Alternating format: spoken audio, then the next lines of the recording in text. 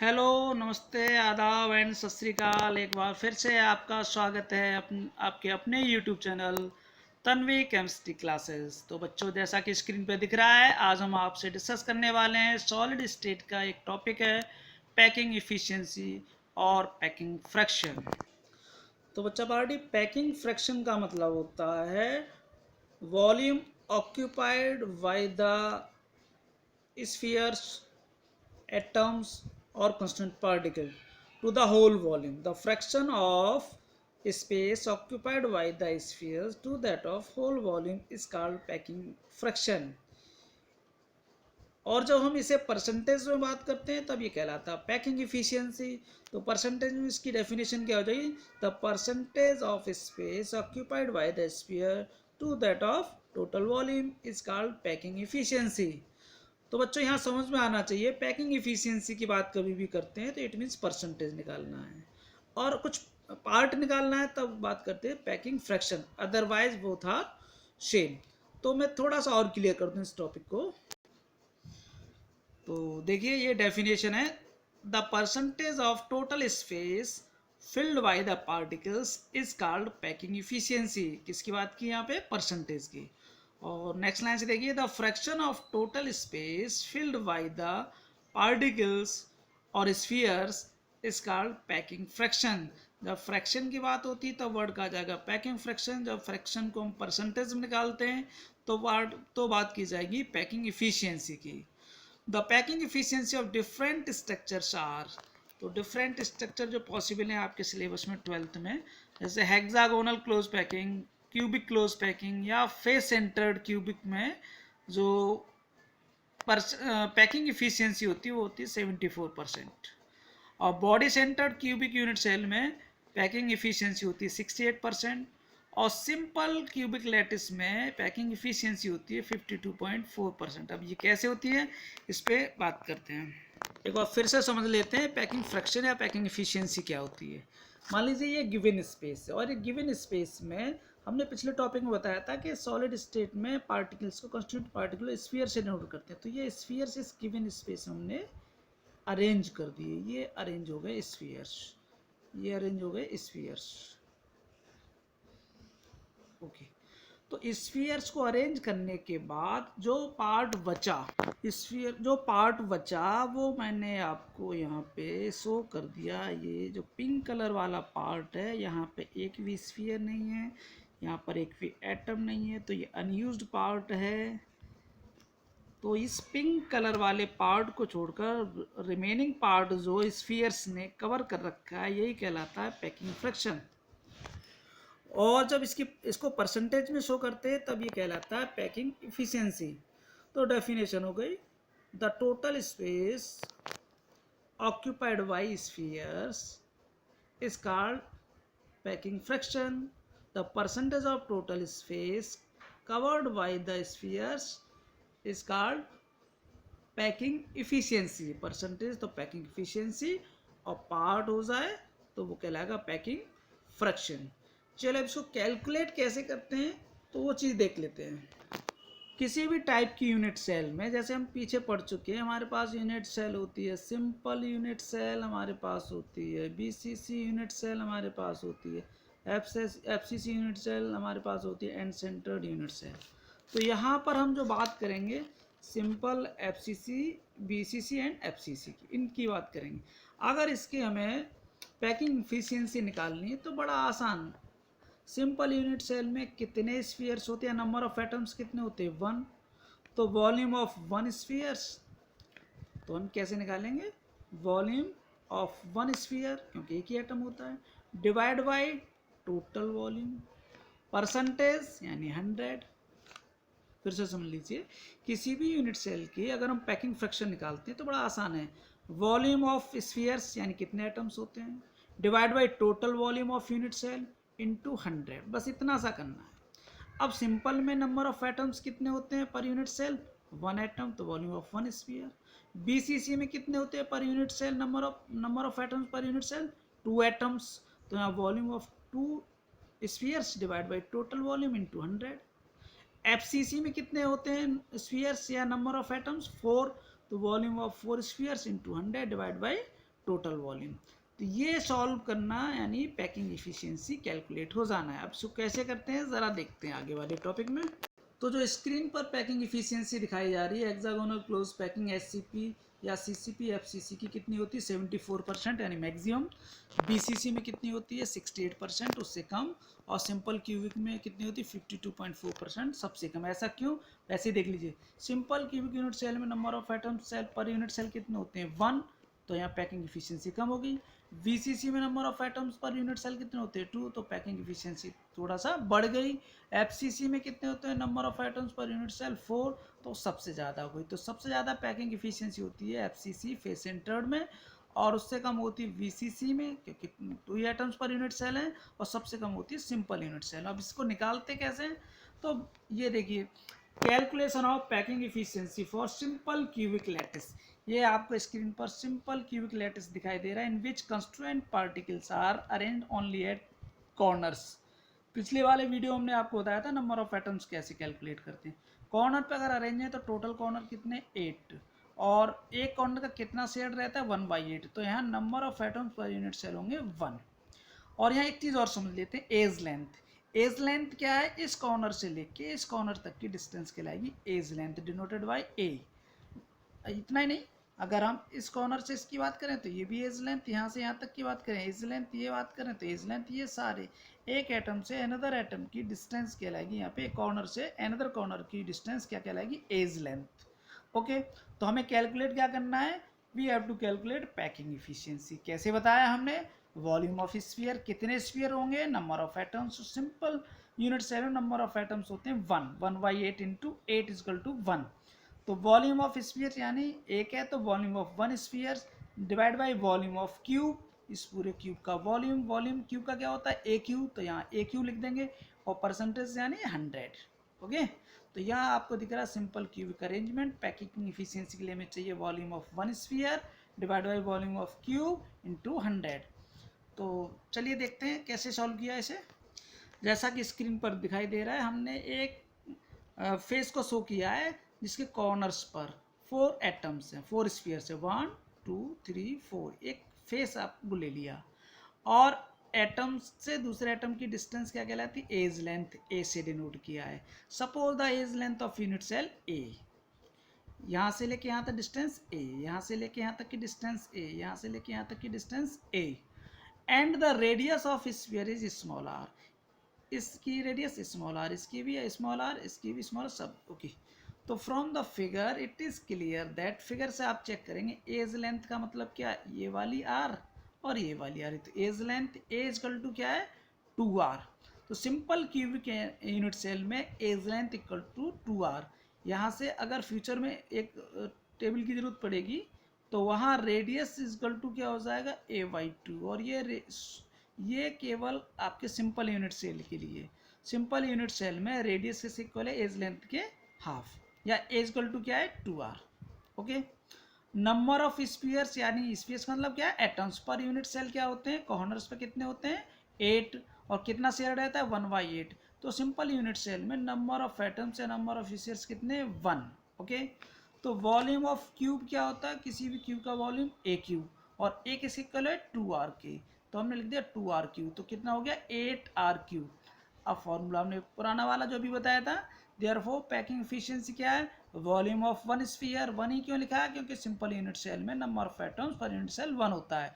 तो volume of 1 sphere into percentage के लिए यानी 100 divide by total volume of cube. तो 1 स्फीयर का वॉल्यूम क्या होता है 4/3 पाई आर क्यूब इंटू 1, यानी 1 स्फीयर का वॉल्यूम डिवाइड बाई क्यूब का वॉल्यूम कितना होता है ए क्यूब, और ए क्यूब किसके इक्वल है 8r क्यूब, जो हमने अभी निकाला था यहाँ पर 8r क्यूब। तो हमने क्यूब का वॉल्यूम लिख दिया, और इनटू क्या करते हैं हम इसमें 100, यहाँ पे कितना कर दें 100 और कर दिया, सही है 100। तो इसको सॉल्व करेंगे तो आएगा π/6 इंटू 100, और पूरा सॉल्व करेंगे पाई की वैल्यू रख दी डिवाइड बाई 6, तो ये आ गया 52.4%। तो सिंपल यूनिट सेल में पैकिंग इफिशियंसी होती है 52.4%, यानी total vol percentage of space occupied by sphere is 52.4%। Okay, अब packing efficiency in BCC arrangement, body centred cubic cell में हम बात कर लेते हैं पैकिंग इफिशियंसी क्या होगी।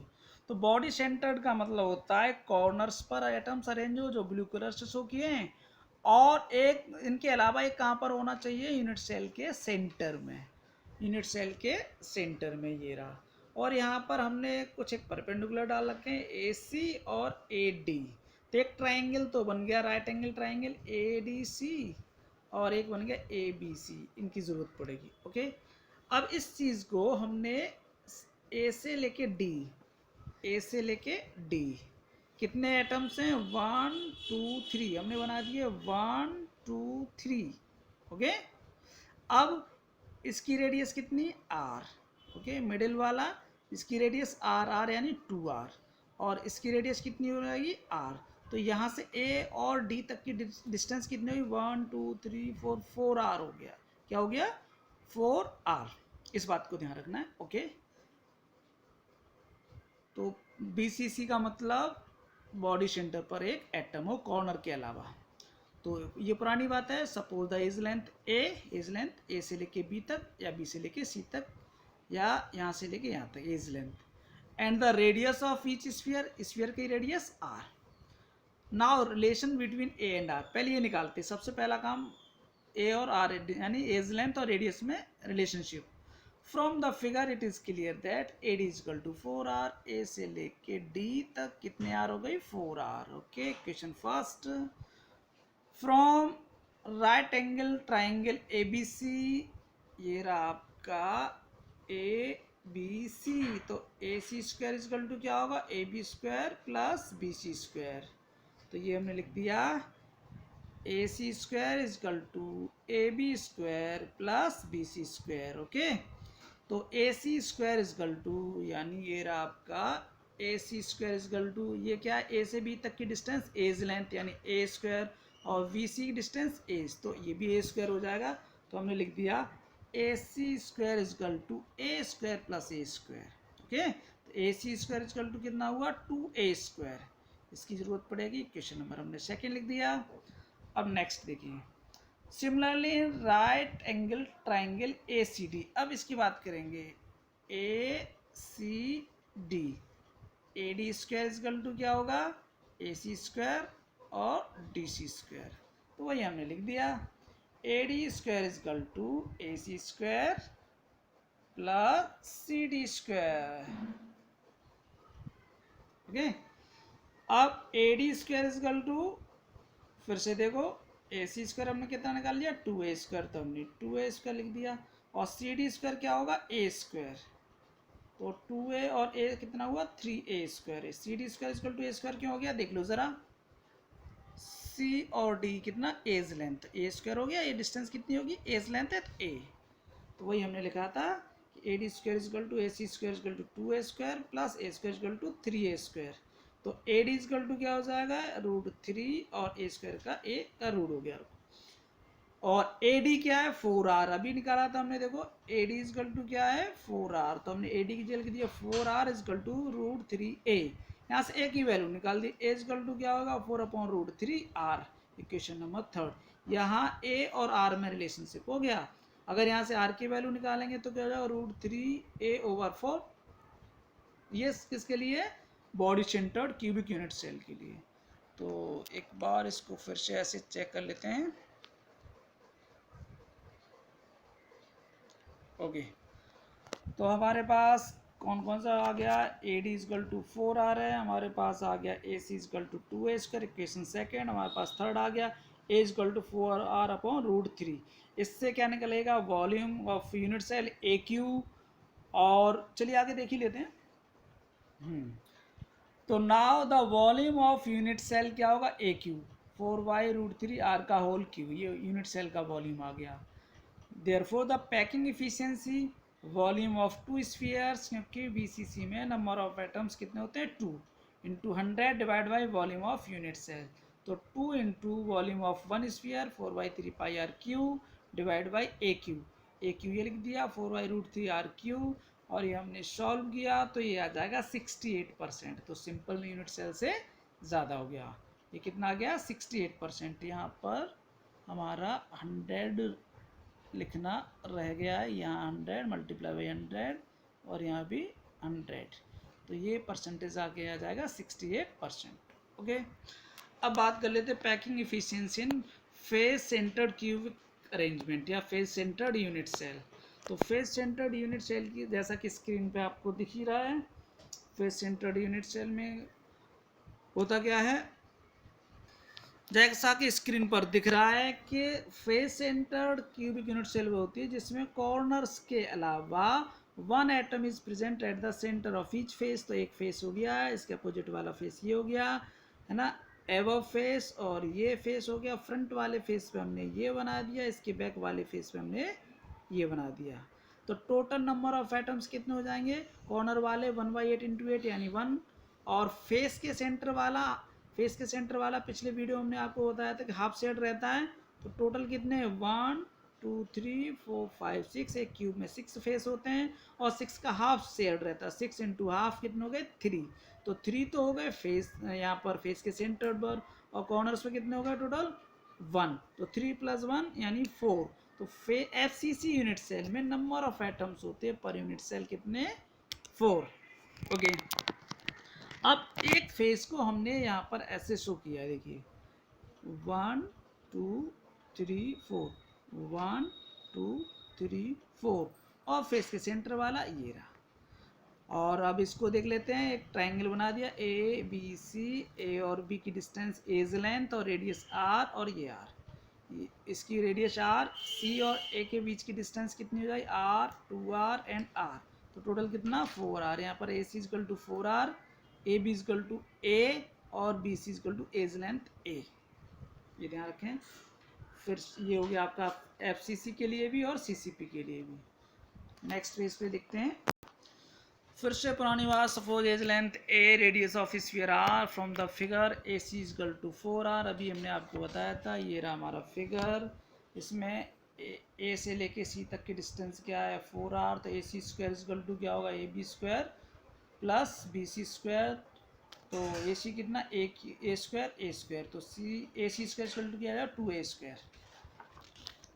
तो वही हमने लिखा, पहले AC = 4R, अब right triangle AC² = AB² plus BC² A² plus A², तो AC² = 2A², तो AC = क्या आ गया √2A। अब AC = ऊपर क्या निकाल चुके हैं 4R, तो AC की जगह लिख दिया 4R = √2A। A की वैल्यू कितनी आ जाएगी 4/√2R, A = क्या हो गया 2√2R। ये बात किसके लिए हो रही है FCC की। अगर R की बात करेंगे तो R = क्या है A/2√2। Okay, therefore packing efficiency, volume of 4 sphere, FCC में 4 स्फीयर होते हैं पर यूनिट सेल या 4 एटम्स होते हैं पर unit cell, into percentage 100 divide by total volume of unit cell.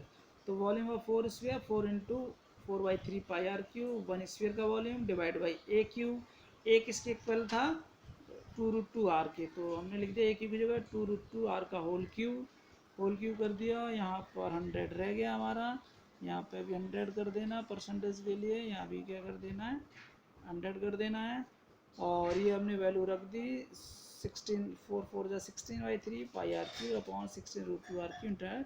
ये तो आप सॉल्व कर ही लेंगे, तो π/3 × √2 100, ये पाई की वैल्यू रख दी 100 और √2 की वैल्यू रख दी, आ गया 74%। ओके, ये वाली चीज़ फिर से आ गई सामने के CCP, SCP, FCC के लिए हाईएस्ट पैकिंग एफिशिएंसी होती है 74%, VCC में उससे कम 68%, और सिंपल क्यूबिक लैटिस में सबसे कम 52.4%। तो बड़ा आसान था, आई होप आपकी समझ में आ गया है। बिल्कुल छोटा सा कॉन्सेप्ट है, कितने एटम्स होते हैं यानी स्फीयर, उसका वॉल्यूम, टोटल वॉल्यूम कितना होता है AQ, A को R में कन्वर्ट कर दो, तो वॉल्यूम ऑफ 1 स्फीयर या volume of sphere divide by total volume into 100, this is packing efficiency. Okay, चलिए मैं समझता हूँ आपकी समझ में आ गया होगा। अगर कोई प्रॉब्लम है तो कमेंट्स में लिख दीजिए, पर्सनली भी फ़ोन कर सकते हैं आप। Okay, good bye.